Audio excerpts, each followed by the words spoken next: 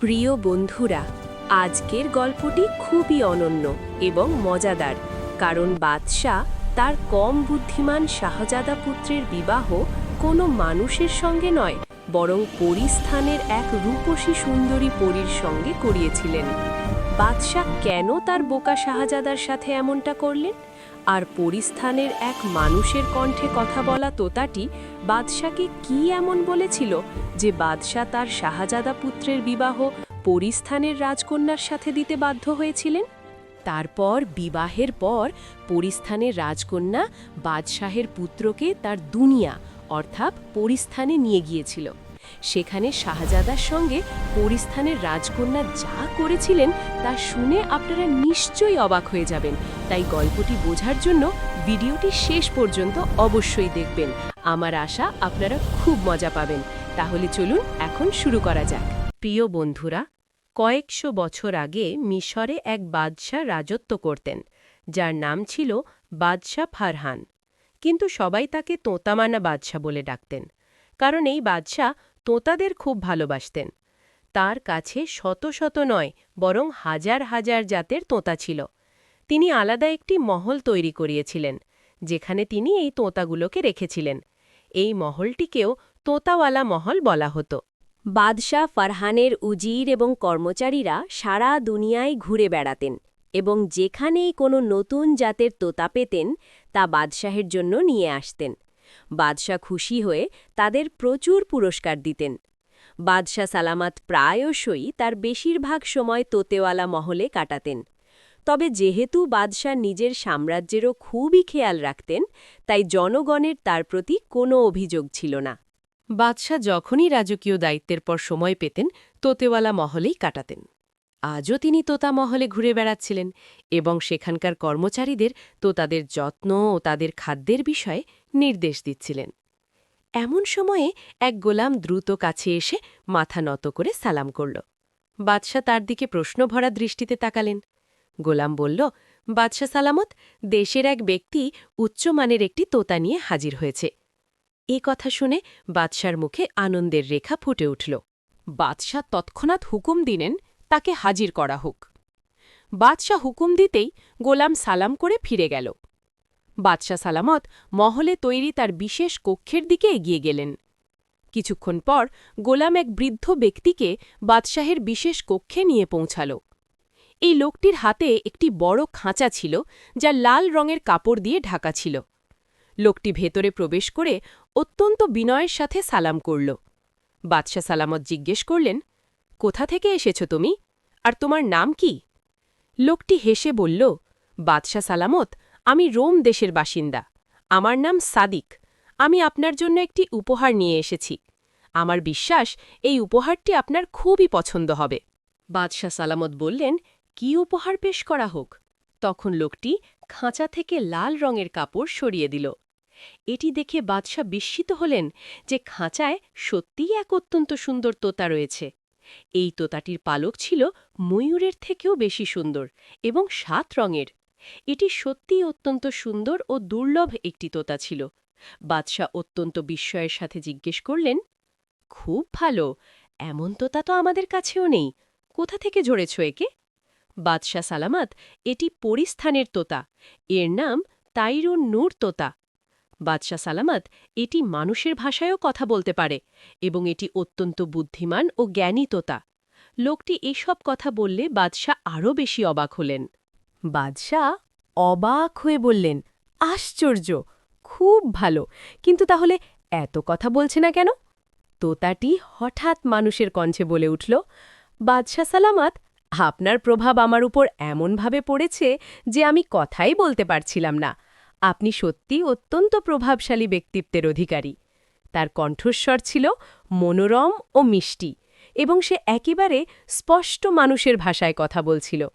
বাদশাহ বললেন, খুব ভালো, খুব ভালো, এটি সত্যি শ্রেষ্ঠ উপহার। তাইরুন নূর তার সত্যিই আমার জন্য উপহার। বাদশাহ সালামত এগিয়ে গিয়ে খাঁচাটি খুললেন এবং তোতাটিকে বের করে নিজের হাতে বসিয়ে নিলেন। বাদশাহ সালামত তার পালকের উপর স্নেহের সাথে হাত বুলিয়ে বললেন, তাইরুন নূর তোতা, তুমি কি আমাদের কাছে থাকবে? তোতা উত্তর দিল, আপনি খুব ভালো বাদশাহ, তাই আমি আপনার কাছেই থাকব। বাদশাহ খুশি হলেন এবং তোতাটিকে নিয়ে আসা লোকটিকে এত পুরস্কার দিলেন যে সে খুশি হয়ে ফিরে গেল। বাদশাহ বললেন, তোমাকে তোতাওয়ালা মহলে রাখার পরিবর্তে আমি আমার কাছে রাখব। এরপর বাদশাহ সালামত তোতাটিকে নিয়ে তোতা মহল থেকে বেরিয়ে শাহী মহলে চলে এলেন। এখানে যখন মল্লিকা, শাহজাদি এবং শাহজাদারা এ বিষয়ে জানতে পারলেন, তখন তারা তোতাটিকে দেখতে এলেন এবং তার সাথে কথা বলতে লাগলেন।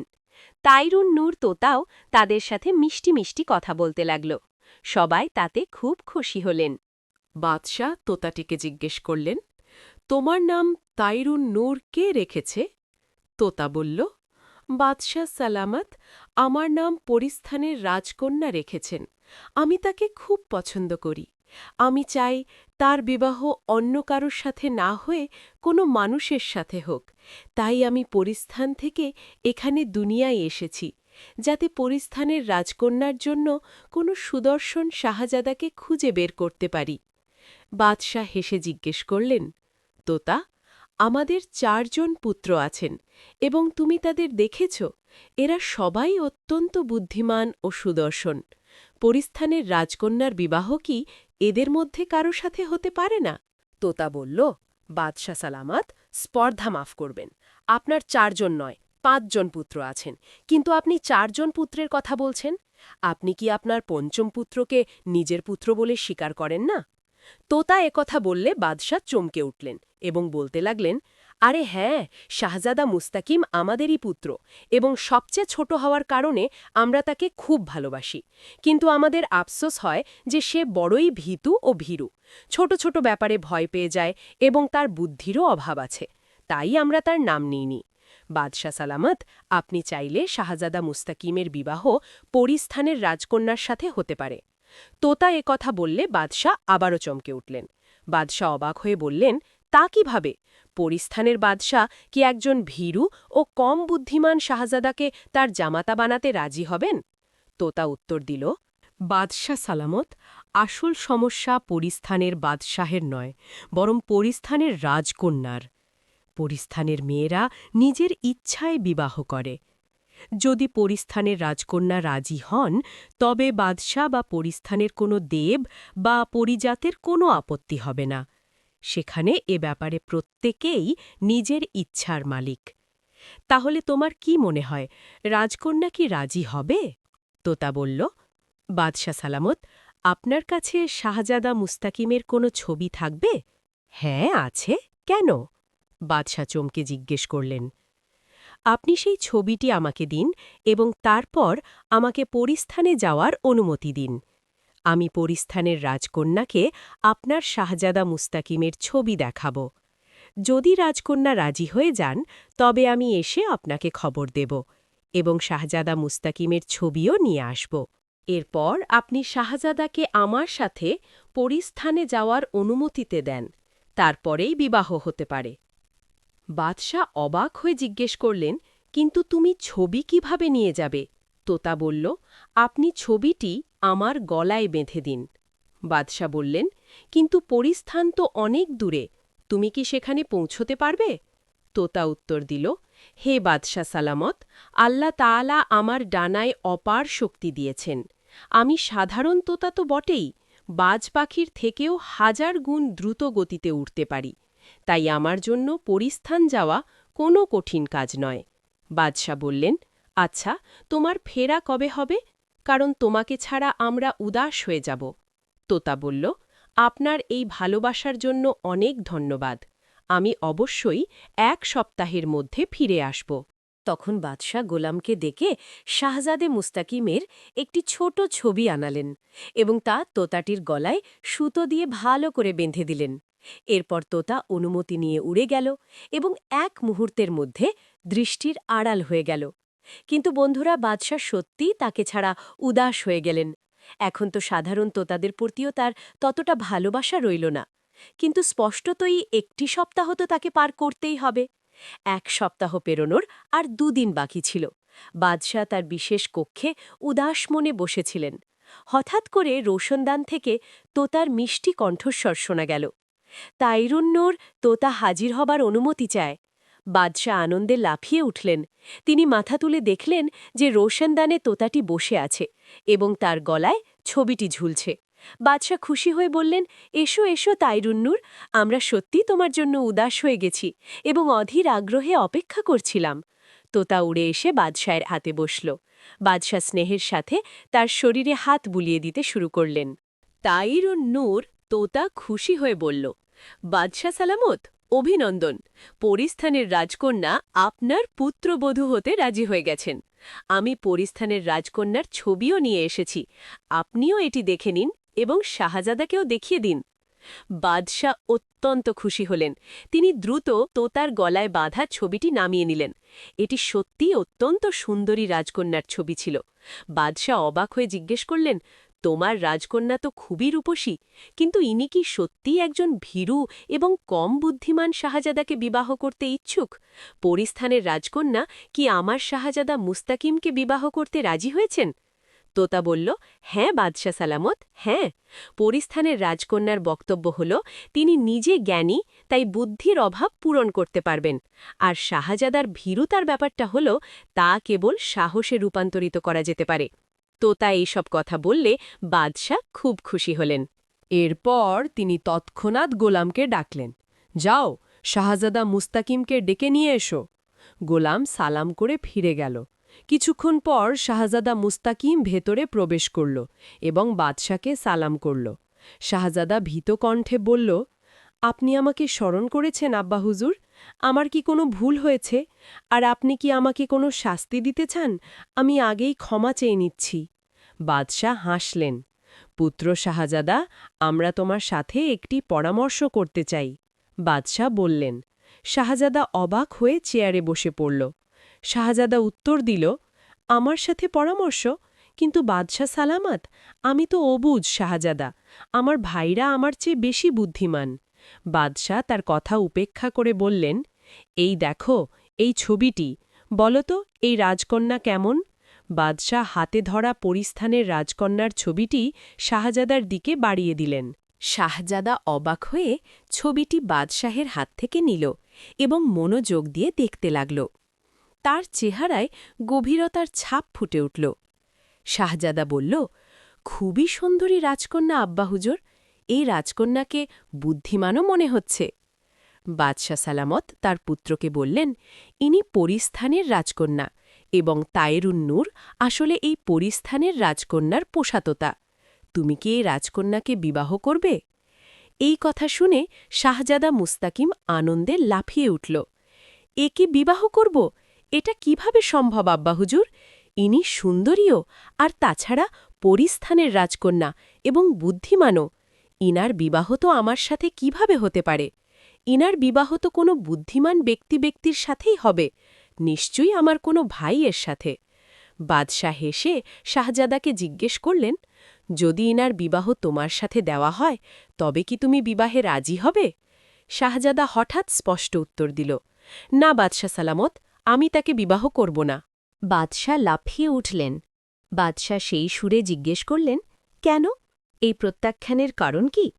শাহজাদা মুস্তাকিমকে বলল, আব্বা হুজুর, পরিস্থান অনেক দূরে, আর রাজকন্যা স্বাভাবিকভাবেই তার দেশে বেশি সময় থাকতে চাইবেন এবং আমাকেও বাধ্য হয়ে তার সাথে থাকতে হবে, আর সেখানে ভয়ঙ্কর পরিস্থানের পরীরাও থাকবে, তাই তাদের দেখেই আমার ভয় হবে, আর তাছাড়া দূর হওয়ার কারণে আমি দৌড়ে দ্রুত ফিরে আসতে পারব না। শাহজাদা নিজের কথার ব্যাখ্যা দিল, তাই আমি এই সুন্দরী পরিস্থানের রাজকন্যাকে বিবাহ করতে পারি না। এইসব কথা তাইরুন্নুরও শুনেছিল। তাইরুন্নুর শাহজাদা মুস্তাকিমকে বলল, শাহজাদা হুজুর, হুজুর, আপনি তো পরিস্থানের বাদশাহের জামাতা হবেন, সমস্ত ভয়ঙ্কর আর শক্তিশালী লোকেরা আপনার গোলাম হবে। এই চিন্তা করে কি আপনার ভালো লাগছে না যে পৃথিবীর বড় বড় ভয়ঙ্কর আর শক্তিশালী লোকেরা আপনার সামনে মাথা নত করে দাঁড়িয়ে আছে? তো তার এই কথা শুনে শাহজাদা মুস্তাকিমের মুখ উজ্জ্বল হয়ে উঠল। আরে হ্যাঁ, এই কথাটা তো ঠিক, তাহলে তো আমি অবশ্যই বিবাহ করব। কিন্তু পরিস্থানের রাজকন্যা কি আমার মতো এমন বোকার ভীরু শাহজাদাকে বিবাহ করতে রাজি হবেন, যখন পৃথিবীতে আমার চেয়েও বলবান, সুদর্শন আর বুদ্ধিমান শাহজাদেরা বিদ্যমান? বাদশাহ সালামত বললেন, এখন তো তুমিও বুদ্ধিমানের মতো কথা বলা শুরু করেছ। শোনো শাহজাদা, তাইরুন নূর তোমার ছবি রাজকন্যাকে দেখিয়েছে এবং তোমার সম্পর্কে সব কিছু বলে দিয়েছে। এরপরেও রাজকন্যা বিবাহ করতে রাজি। তাই এখন তোমার ভয় পাওয়ার দরকার নেই। তুমি তোতার সাথে পরিস্থানে যাও, সেখানকার বাদশার সাথে দেখা করো, রাজকন্যার সাথে দেখা করো, যাতে তারপর তোমাদের বিবাহের ব্যবস্থা করা যেতে পারে। শাহজাদা বলল, না আব্বাজান, আমি বিবাহ না করে পরিস্থানে যাব না। আমার সেখানে যেতে ভয় হয়। এমন না হয় যে তারা আমাকে খেয়ে ফেলে। তাই আপনি রাজকন্যাকে এখানে ডেকে নিন। এই সব কথা শুনে তাইরুন নূর তোতা বলল, এর একটা সমাধান হতে পারে। হে বাদশাহ সালামেত, আপনি শাহজাদা সহ সুরাক সামান্দার বা লাল সমুদ্রের তীরে চলে যান। সেখানে পরিস্থানের বাদশাও রাজকন্যাকে নিয়ে কোণে সাজিয়ে আসবেন এবং সেখানেই বিবাহ হয়ে যাবে। তোতার এই কথায় বাদশাহ সম্মতি জানালেন। তাইরুন নূর তোতা বলল, তাহলে ঠিক আছে, আমাকে অনুমতি দিন, আমি গিয়ে বাদশাহ এবং রাজকন্যাকে নিয়ে সুরাক সামান্দারের তীরে পৌঁছে যাব। আপনিও আজকের থেকে চতুর্থ দিনে সেখানে পৌঁছে যাবেন। এবং সে উড়ে রোশান দান থেকে বাইরে চলে গেল। এরপর বাদশাহ সারা দেশে তার শাহজাদা মুস্তাকিম এবং পরিস্থানের রাজকন্যার বিবাহের ঘোষণা করে দিলেন। এই ঘোষণা যিনি শুনলেন তিনি অত্যন্ত অবাক হলেন, কারণ শাহজাদা মুস্তাকিমের মতো ভীরু ও কম বুদ্ধিমান শাহজাদার বিবাহ, তাও আবার কোনো মানুষের সাথে নয়, বরং পরিস্থানের রাজকন্যার সাথে, এটা কারুর কল্পনায়ও ছিল না। কিভাবে এটা সম্ভব হতে পারে? যাই হোক, চতুর্থ দিনে বাদশাহ সালামত শাহজাদা এবং তার অন্য পুত্র উজির ও সঙ্গীদের নিয়ে সুরক সামান্দারের তীরে পৌঁছে গেলেন। সেখানে পরিস্থানের বাদশাহ ও তার রাজকন্যা এবং নিজের দুনিয়ার অন্যান্য প্রাণী ও পরিদের নিয়ে এলেন এবং এরপর তাদের বিবাহ সম্পন্ন হল। দুটি দেশেই 7 দিন ধরে উৎসব পালনের ঘোষণা করা হল।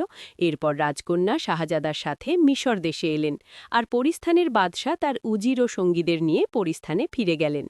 শাহজাদা মুস্তাকিম খুবই খুশি ছিলেন, রাজকন্যাও ছিলেন অত্যন্ত খুশি এবং দুজন বাদশাও খুশি ছিলেন, আর সবার চেয়ে বেশি খুশি ছিল তাইরুন নূর। কয়েকদিন পর রাজকন্যা তার দেশ পরিস্থানে যাওয়ার ইচ্ছা প্রকাশ করলেন। যেহেতু এখন বিবাহ হয়ে গেছে, তাই শাহজাদাও কোনো আপত্তি করলেন না এবং রাজকন্যাকে সাথে নিয়ে পরিস্থানের দিকে যাত্রা করলেন। তারা দুজন ঘোড়ায় চেপে যেতে লাগলেন। তৃতীয় দিনে তারা এক সুন্দর ফুলে ভরা উপত্যকায় পৌঁছালেন। তাইরুন নূর তোতাও তাদের সাথে ছিল। এই সুন্দর উপত্যকাটি রাজকন্যার এতই পছন্দ হল যে তিনি সেখানে একদিন থাকার জন্য আবদার করলেন। শাহজাদা সেখানেই থেমে গেলেন। তারা দুজন বালির উপর বসেছিলেন। হঠাৎ তোতা উড়ে এসে তাদের কাছে এলো। তোতা বলল, শাহজাদা এবং রাজকন্যা দুজনেই এখান থেকে চলে যান, কারণ এই উপত্যকাটি উড়ন্ত বালার দখলে এবং সে আসতে চলেছে। রাজকন্যা এবং শাহজাদা দুজনেই চমকে উঠলেন। শাহজাদার চেহারায় ভয়ের ছাপ ফুটে উঠল। রাজকন্যা অবাক হয়ে জিজ্ঞেস করলেন, উড়ন্ত বালা সেটা কি? তোতা বলল, রাজকুমারী হুজুর, সে এক ভয়ঙ্কর নারী যে পাখির রূপে থাকে। তার চোখে বিষ আছে। সে যাকে খুশি নিজের চোখের সাহায্যে মেরে ফেলতে পারে। তোতার কথা শুনে শাহজাদা মুস্তাকিম আরও ভয় পেলেন এবং তাদের মধ্যে আরও কোনো কথা হওয়ার আগেই হঠাৎ আকাশে ছাই ছাই শব্দ শোনা গেল এবং শাহজাদা আরও ভয় পেয়ে গেলেন। রাজকন্যা উড়তে চেষ্টা করলেন, কিন্তু ভয়ে তিনি উড়তেও পারছিলেন না। তাইরুন নূর তার দ্রুত একটি ঝোপের পিছনে লুকিয়ে পড়ল। এই মুহূর্তেই এক নারী, যে পাখির রূপে ছিল এবং তার বড় বড় ডানা ছিল, উড়ে তাদের কাছে এলো। উড়ন্ত নারীটি অট্ট হাসি হেসে বলল, হা হা, তাহলে শাহজাদা মুস্তাকিম আর পরিস্থানের রাজকন্যা এখানে উপস্থিত। এই বলে সে তাদের কাছে এসে মাটিতে বসল এবং নিজের বড় বড় ডানা গুটিয়ে নিল। তার চোখগুলো ছিল বিশাল। শাহজাদা আরও বেশি ভয় পেয়ে জিজ্ঞেস করলেন, কে তুমি? তুমি কি আমাকে খেয়ে ফেলবে না তো? পরিস্থানের রাজকন্যা রেগে বললেন, তুমি যেই হও, আমি বলে দিচ্ছি যে আমি শাহজাদার মতো ভীরু নই। তাই তুমি চুপচাপ এখান থেকে চলে যাও, না হলে আমি তোমাকে মেরে ফেলব। রাজকন্যা গর্জন করে বললেন। তখন এই পাখি সদৃশ নারীটি জোরে অট্টহাসি হাসল এবং পরের মুহূর্তেই সে মাটিতে গড়াগড়ি খেলল। এরপর পলক ফেলতে না ফেলতেই সেই নারীটি পাখির পরিবর্তে সম্পূর্ণ সুস্থ এক নারীতে রূপান্তরিত হল। সে বলতে লাগল, দেখো আমাকে, আমি পাখি না নারী? সেই নারীটি পরিস্থানের রাজকন্যাকে বলল, যেহেতু আজ পর্যন্ত এই উপত্যকায় কোনো শাহজাদা আসেনি, তাই আমি কারোর সাথে বিবাহ করিনি। এখন আমি শাহজাদাকে বিবাহ করব। তুমি যদি চাও তো ফিরে যেতে পারো, না হলে আমি তোমাকে এক মুহূর্তের মধ্যে মেরে ফেলব। তবে শাহজাদাকে আমি নিয়ে যাচ্ছি। এই নারীটি চিৎকার করে এই কথা বলল এবং আরও একবার মাটিতে গড়াগড়ি খেলল। তখন সে আবার পাখি হয়ে গেছে। পরের মুহূর্তেই সে তার বড় বড় থাবায় শাহজাদাকে ধরল এবং আকাশে উড়ে গেল। শাহজাদা চিৎকার করতে থাকলেন, রাজকন্যাও তার পিছনে ছুটতে থাকলেন, কিন্তু সেই পাখিটি শাহজাদাকে তার শক্তিশালী থাবায় চেপে ধরে উড়তে উড়তে এবং অট্টহাসি দিতে দিতে পাহাড়ের পিছনে অদৃশ্য হয়ে গেল। তখন রাজকন্যা খুবই চিন্তিত হয়ে পড়লেন।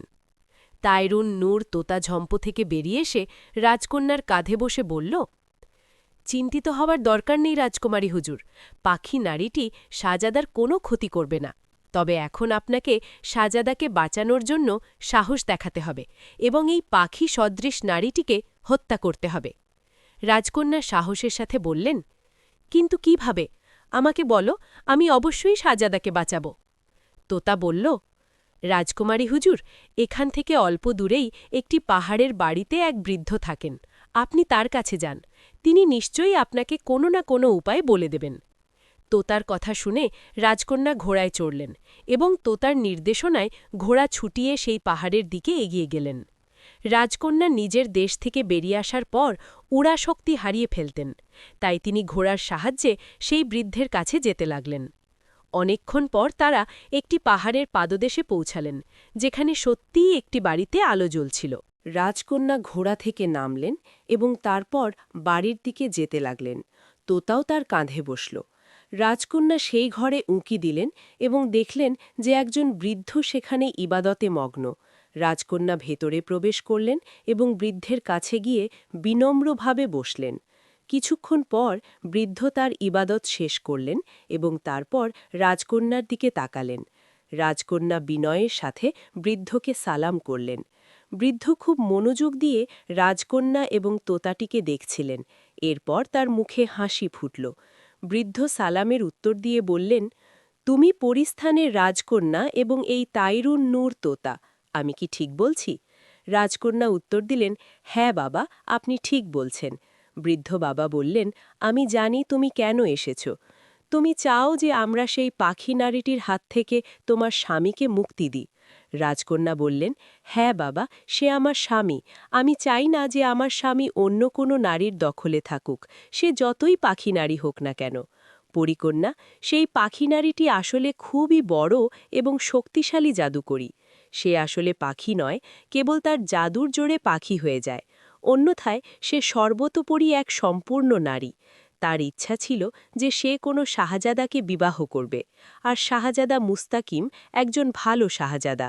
এই কারণেই তুমিও তাকে বিবাহ করতে রাজি হয়েছিলে, এবং এই কারণেই এই পাখি নারী, যার আসল নাম জাদুকরী স্বামীরা, সেও শাহজাদাকে বিবাহ করতে চায়। কিন্তু শাহজাদা ততদিন তাকে বিবাহ করবে না যতদিন তুমি বেঁচে থাকবে, কারণ সে তোমাকে ভালোবাসে।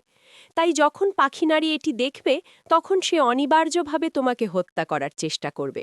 কিন্তু যেহেতু তুমি একজন সাধারণ রাজকন্যা নও, বরং পরিস্থানের রাজকন্যা, তাই সে তোমাকে সহজে হত্যা করতে পারবে না। বৃদ্ধ বাবা বললেন, তবে তুমি যদি চাও, তবে এই জাদুকরী সামিরাকে শেষ করতে পারো, কিন্তু এর জন্য তোমাকে অনেক সাহস দেখাতে হবে। রাজকন্যা বললেন, আমি যে কোনো কাজ করতে প্রস্তুত বাবা। বৃদ্ধ বললেন, তাহলে শোনো, তুমি তোতাটিকে এখান থেকে রোম দেশে নিয়ে যাও। সেখানে একজন দর্জি থাকে, যার নাম খলিফা আব্দুর রহমান। এই খলিফা আব্দুর রহমান দর্জির একমাত্র মেয়ে, চোখে অন্ধ। তোতা জানে যে তার ওষুধ কোথায় পাওয়া যায়। তোতা তোমাকে সেই জড়িবুটি এনে দেবে, যার রস মেয়েটির চোখে দিয়ে দিলে সে আবার দেখতে শুরু করবে। এভাবে দর্জি তোমার উপর খুশি হবে। সেই দর্জির কাছে কাপড়ের তৈরি একটি পুতুল আছে। এই পুতুলের বিশেষত্ব হল যে এটি সব প্রশ্নের উত্তর দেয়, তবে তখনই যখন মেয়েটি সুস্থ থাকবে, অন্যথায় নয়। তাই সেই পুতুলটি দর্জির কাছে চেয়ে নেবে। এরপর সেই পুতুল তোমাকে বলে দেবে যে এই পাখি নারীটিকে কিভাবে হত্যা করা যেতে পারে। বৃদ্ধ বাবা এইসব কথা বললে রাজকন্যা তাকে ধন্যবাদ জানালেন এবং তারপর তোতাসহ বাড়ি থেকে বেরিয়ে এলেন। তিনি তার ঘোড়ায় চড়ে রোম দেশের দিকে রওনা হলেন। পথে তিনি তোতার পরামর্শে পুরুষের রূপ নিলেন, যাতে কেউ তাকে বিরক্ত না করে, এবং তারপর পথ চলতে চলতে অবশেষে রোম দেশে পৌঁছালেন। এখানে পৌঁছে তিনি দ্রুত আব্দুর রহমান দর্জির বাড়ি খুঁজে বের করলেন। আব্দুর রহমান দর্জি রাজকন্যাকে পুরুষের রূপে দেখে অবাক হয়ে জিজ্ঞেস করলেন, তুমি কে হে ছেলে? রাজকন্যা বললেন, আমি পরিস্থানের একজন হাকিম। আমি এখানে এসেছিলাম, তখন জানতে পারলাম যে তোমার মেয়ে অন্ধ হয়ে গেছে। তুমি চাইলে আমি তার চিকিৎসা করতে পারি। দর্জি বললেন, যদি এমনটা হয় তবে আমি আর কি চাইব? দর্জি খুশি হয়ে বললেন, যদি এমনটা হয় তবে তো খুবই ভালো কথা। রাজকন্যা বললেন, একটি শর্ত আছে। যদি তোমার মেয়ে সুস্থ হয়ে যায় তবে আমি যা চাইব তা তুমি দেবে। আব্দুর রহমান দর্জি আনন্দের সাথে উত্তর দিলেন, আমার ওয়াদা রইল ছেলে, আমার কাছে যা কিছু থাকবে তা দিতে আমি অস্বীকার করব না। রাজকন্যা বললেন, কোথায় তোমার মেয়ে? তাকে ডাকো। তখন আব্দুর রহমান দর্জি দৌড়ে অন্য ঘরের দিকে গেলেন। এই সময় রাজকন্যা তাইরুন্নুর তোতাকে বললেন, তাইরুন্নুর তোতা, তুমি গিয়ে সেই জড়িবুটি নিয়ে এসো। তোতা তৎক্ষণাৎ উত্তর দিল, এই তো এক্ষুনি আনছি রাজকুমারী হুজুর। আমি আসার সময় জড়িবুটি দেখেছি, এটি এখান থেকে কাছেই আছে। তোতা এতটুকু বলে উড়ে গেল। আব্দুর রহমান দর্জি এখনও তার মেয়েকে নিয়ে ফিরে আসেননি, তার আগেই তোতা ফিরে এলো। তার ঠোঁটে একটি বটিকার ডাল ধরা ছিল। রাজকন্যা তার কাছ থেকে বটিকাটি নিলেন এবং তোতা আবার তার কাঁধে বসল। কিছুক্ষণ পর দর্জি একটি যুবতী মেয়ের হাত ধরে আস্তে আস্তে হাঁটতে হাঁটতে ঘরে প্রবেশ করলেন। দর্জি বললেন, এই হলো আমার মেয়ে, সে গোসল করছিল, তাই আমার দেরি হয়ে গেল। দর্জি তার মেয়েকে রাজকন্যা সম্পর্কে জানালেন। মেয়েটি সালাম করল, রাজকন্যা তার সালামের উত্তর দিলেন। এরপর তিনি দর্জিকে বললেন যে তিনি যেন মেয়েটিকে বিছানায় শুইয়ে দেন। মেয়েটি বিছানায় শুয়ে পড়ল। তখন রাজকন্যা হাতে থাকা বটিকার রস মেয়েটির দুটি চোখেই দিয়ে দিলেন। কয়েক মুহূর্ত পর মেয়েটি খুশিতে চিৎকার করে উঠল, কারণ সে আবার দেখতে শুরু করেছে। দর্জি আনন্দে আল্লাহর শুকরিয়া আদায় করতে লাগলেন। কিছুক্ষণ পর মেয়েটি সুস্থ হয়ে গেল। সে রাজকন্যার পা ধরল এবং তাকে অনেক ধন্যবাদ জানাল। রাজকন্যা মেয়েটি ও তার বাবার খুশি দেখে নিজেও খুব খুশি হলেন। দর্জি হেসে কাঁপতে কাঁপতে জিজ্ঞেস করলেন, তুমি সত্যিই রহমতের ফেরেশতা ছেলে? যেহেতু রাজকন্যা পুরুষের বেশ ধরেছিলেন, তাই দর্জি মনে করেছিলেন যে তিনি একজন যুবক হাকিম। দর্জি বললেন, এখন বলো কি চাও তুমি? রাজকন্যা তৎক্ষণাৎ বললেন, তোমার কাছে কাপড়ের তৈরি একটি পুতুল আছে, সেটা আমাকে দাও। রাজকন্যা এই কথা বললে দর্জি উঠলেন এবং ঘর থেকে বাইরে চলে গেলেন। কিছুক্ষণ পর দর্জি ফিরে এলেন। তখন তার হাতে একটি ছোট্ট পুতুল ছিল। এটি ছিল একটি সুন্দরী মেয়ের আকারের। রাজকন্যা তার কাছ থেকে পুতুলটি নিয়ে দর্জিকে ধন্যবাদ জানালেন এবং সেখান থেকে উঠে সেই বাড়ি থেকে বাইরে চলে এলেন। এরপর তিনি ফিরে এলেন সেই সরাইখানায়, যেখানে তিনি দর্জির কাছে যাওয়ার আগে একটি ঘর ভাড়া নিয়েছিলেন। ঘরে পৌঁছে রাজকন্যা ঘরের দরজা বন্ধ করলেন এবং তারপর পুতুলটি হাতে নিলেন। রাজকন্যা পুতুলটিকে উদ্দেশ্য করে জিজ্ঞেস করলেন, পুতুল, আমাকে বলো, আমি আমার স্বামীকে সেই হিংস্র নারীর হাত থেকে কিভাবে মুক্ত করতে পারি? পুতুলটির মুখ নড়ে উঠল এবং তার মুখ থেকে একটি চিকন বাঁশির মতো শব্দ শোনা গেল। বলল, রাজকুমারী, যতক্ষণ না এই পাখি নারীটি মারা যাচ্ছে ততক্ষণ তোমার স্বামী তার থাবা থেকে মুক্ত হবে না। রাজকন্যা জিজ্ঞেস করলেন, কিন্তু কিভাবে? সে অত্যন্ত শক্তিশালী জাদুকরী, তাই তাকে হত্যা করার জন্য তোমাকে অত্যন্ত সাহস ও মনোবল নিয়ে কাজ করতে হবে। আর এও বলে দিই যে এই সময় তোমাদের দুজনের মধ্যে যদি সামান্যতম ভুলও হয় তবে তোমরা দুজনেই মারা যেতে পারো। পুতুলটি সব বলতে বলতে রাজকন্যাকে উত্তর দিল। রাজকন্যা উত্তর দিলেন, ঠিক আছে পুতুল, আমরা দুজন আমাদের পক্ষ থেকে পুরোপুরি চেষ্টা করব, যাতে কোনো ভুল না হয়। এরপর কি করতে হবে তা পুতুলটি বলতে লাগল। ওদিকে পৃথিবীর সবচেয়ে বড় মরুভূমিও আছে।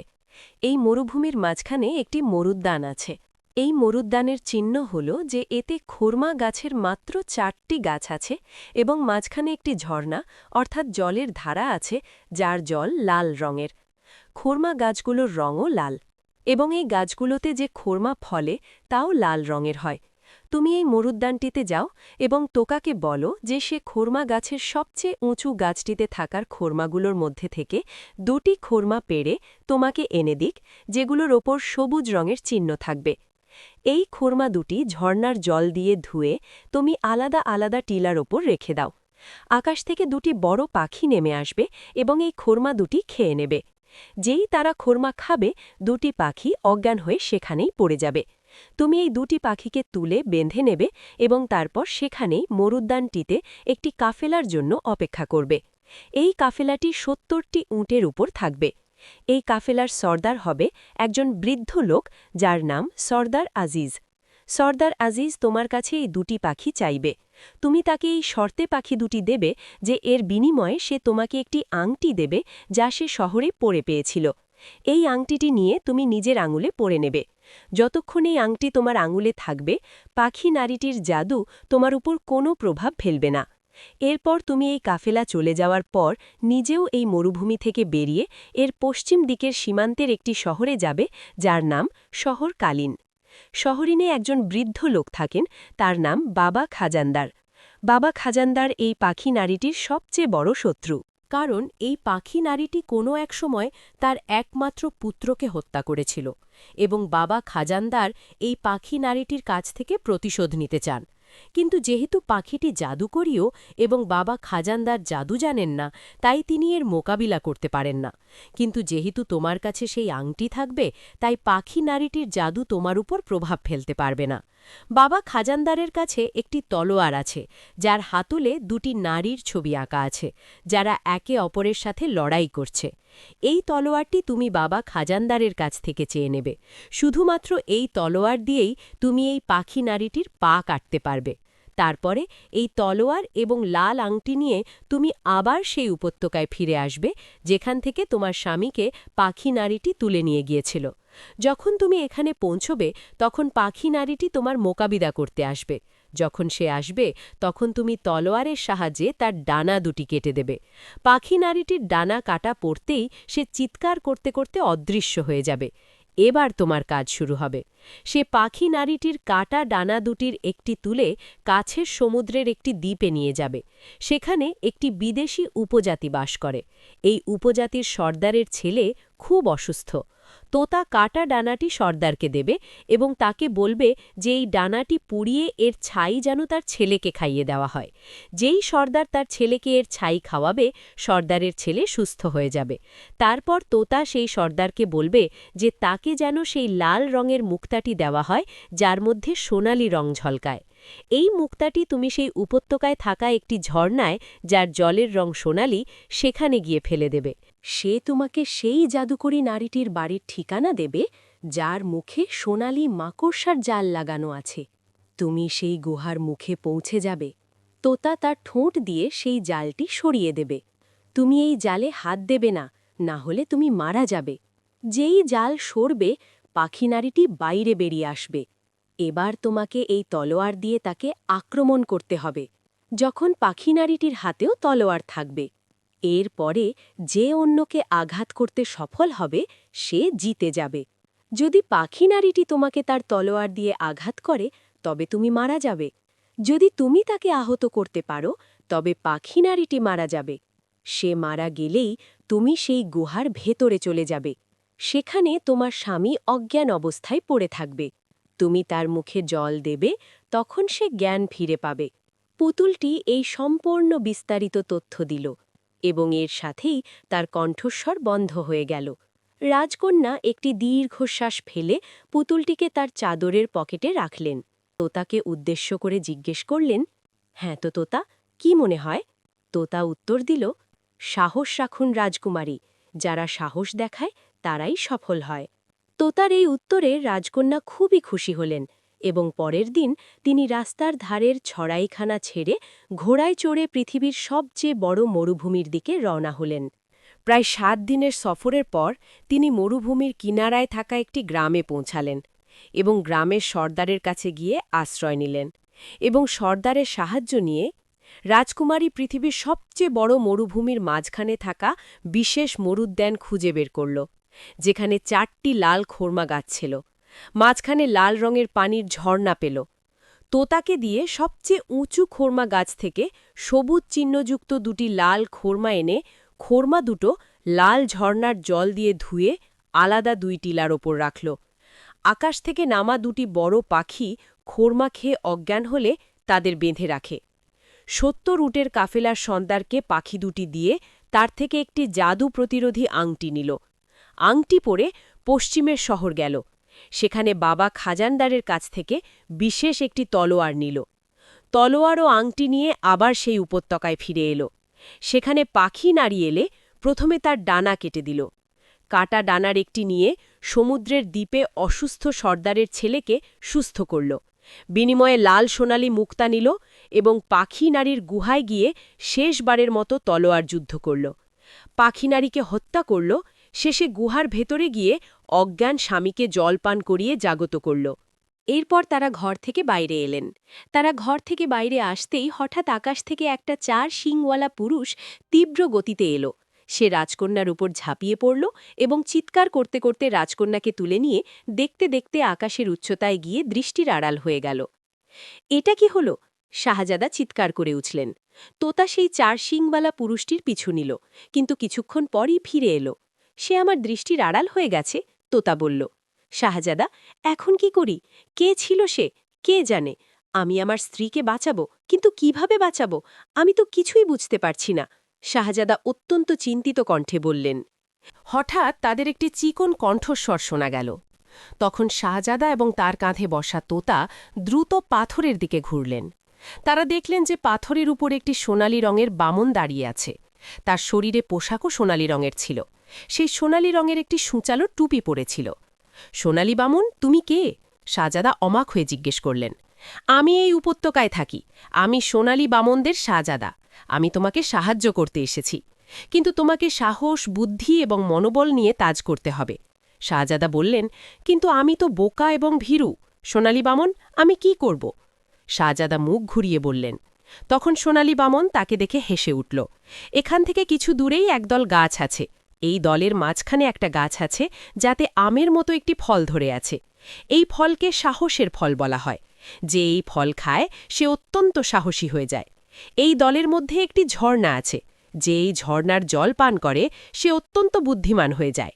তাই তুমি যাও এবং এই দুটি কাজ করো, তাহলে তুমি সাহসী এবং মনোবল সম্পন্ন হয়ে যাবে, আর বুদ্ধিমানও হয়ে যাবে। তারপর এখানে ফিরে এসো, তখন আমি তোমাকে বলবো যে তুমি তোমার স্ত্রী পরিস্থানের রাজকন্যাকে কিভাবে বাঁচাতে পারো। তখন শাহজাদা তার কথা শুনে খুবই খুশি হলেন। তিনি তোতাকে সাথে নিয়ে সেই গাছের ফলের সন্ধানে এগিয়ে গেলেন এবং তারপর কিছুক্ষণ পর সেই জায়গাটি খুঁজে পেতে সফল হলেন। তোতা গাছ থেকে ফলটি পেড়ে শাহজাদাকে দিল এবং শাহজাদা সেই ফলটি খেলেন। যেই তিনি ফলটি খেলেন, তিনি অনুভব করতে লাগলেন যে তার ভেতরে সাহস এবং মনোবল চলে এসেছে। এরপর তিনি ঝর্ণার জল পান করলেন। তখন তিনি অনুভব করলেন যে তার মধ্যে বুদ্ধিও এসে গেছে। শাহজাদা খুশি হয়ে বললেন, খুব ভালো, এখন আমি সাহসীও আর বুদ্ধিমানও। তখন তোতাও খুশি হল। এরপর তারা দুজনে ফিরে এলেন সেই পাথরের কাছে, যেখানে সোনালি বামন ছিল। তোমাকে অনেক ধন্যবাদ সোনালি বামন, তুমি আমাকে সাহসী এবং বুদ্ধিমান বানিয়ে দিয়েছ।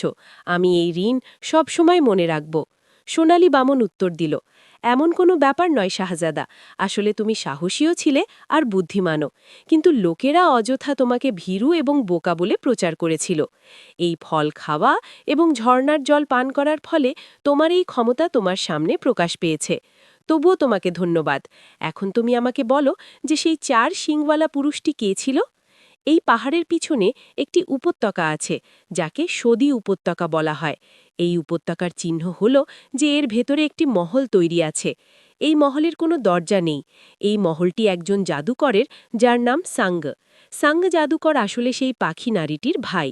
সে যখন জানতে পারল যে রাজকন্যা তার বোনকে হত্যা করেছে, তখন সে রেগে গেল। সে তার জাদুর জোরে রাজকন্যাকে তার মহলে তুলে নিয়ে গেছে এবং তাকে বন্দী করে রেখেছে। এখন সে জোর করে রাজকন্যাকে বিবাহ করতে চায়। সুতরাং এখন জাদুকর তোমাকে হত্যা করতে চায়। কিন্তু যতক্ষণ তোতা তোমার সাথে আছে, জাদুকরের কোনো জাদু তোমার উপর প্রভাব ফেলতে পারবে না। তুমি এমনটা করো যে এই মহলের কাছে চলে যাও। তারপর তোতা উড়ে এই মহলের ভেতরে যাবে এবং রাজকন্যার কাছ থেকে সেই লাল রঙের আংটিটি নিয়ে আসবে, যা তিনি সর্দার আজিজের কাছ থেকে মরুদানটিতে দুটি পাখি দিয়ে নিয়েছিলেন। এরপর তুমি এই আংটিটি পরে নেবে। এভাবে জাদুকরের জাদু তোমার উপর প্রভাব ফেলবে না। এরপরে তুমি সেই আংটিটি মহলের দেওয়ালে লাগিয়ে দেবে। তখন মহলের ভেতরে যাওয়ার রাস্তা তৈরি হয়ে যাবে। তুমি ভেতরে চলে যাবে। সেখানেই সেই 4 শিংওয়ালা পুরুষটি থাকবে। তুমি তাকে হত্যা করে তার শিং কেটে দেবে। সে মারা যাবে। তখন জাদুকর তোমার মোকাবিলা করতে চলে আসবে। তাই তোতা তার থাবা দিয়ে এই জাদুকরের ডান চোখ নষ্ট করে দেবে। এভাবে তুমি সুযোগ পেয়ে যাবে এবং তুমি এই জাদুকরের ডান পা কেটে দেবে। যেই জাদুকরের ডান পা কাটা পড়বে, সেই জাদুকর অদৃশ্য হয়ে যাবে। এরপর তুমি এই মহলের ভেতরে তৈরি পুকুরের কাছে পৌঁছে যাবে। সেখানে পুকুরের ভেতরে সোনালি রঙের একটি ফুল আছে, যার পাহারা দেয় 2 জন ভয়ঙ্কর প্রহরী। তুমি এই 2 জন প্রহরীর 2টি সমস্যা সমাধান করে এই ফুলটি ছিঁড়ে নেবে। যেই তুমি ফুলটি ছিঁড়বে, একটি ক্ষুধার্ত সিংহ তোমার মোকাবিলা করতে চলে আসবে। তুমি তাকে হত্যা করে দেবে। যেই এই সিংহটি মারা যাবে, জাদুকর আরও একবার তোমার মোকাবিলা করতে চলে আসবে, কিন্তু এখন সে খোঁড়া হবে। এবার তুমি তার বাঁ পা কেটে দেবে। যেই তার বাঁ পা কাটা পড়বে, সেই জাদুকর মারা যাবে এবং রাজকন্যাকে তুমি পেয়ে যাবে। এরপর তুমি পরিস্থানে চলে যেও এবং তোমার বাকি জীবন অত্যন্ত খুশিতে কাটবে। সোনালি বামন এই সব কথা বলল এবং এর সাথেই সে পাথর থেকে লাফ দিয়ে অদৃষ্ট হয়ে গেল। আমি এই সব কিছু করব? শাহজাদা বললেন, এবং সত্যি তিনি সাহসী হয়ে উঠেছিলেন। এরপর শাহজাদা তোতাকে কাঁধে বসিয়ে সেই সতী উপত্যকার দিকে এগিয়ে গেলেন। রাজকন্যা যে ঘোড়ায় এসেছিলেন, সেই ঘোড়াটি তিনি ধরলেন এবং তারপর সেই ঘোড়ায় চড়ে 4 দিন পর্যন্ত সফর করার পর সেই উপত্যকায় পৌঁছালেন, যেখানে কালো রঙের পাথর দিয়ে তৈরি একটি মহল বিদ্যমান ছিল। এতে সত্যিই কোনো দরজা ছিল না। তখন শাহজাদা বামুনের কথা মতো সকল কাজ গুরুত্ব সহকারে করল।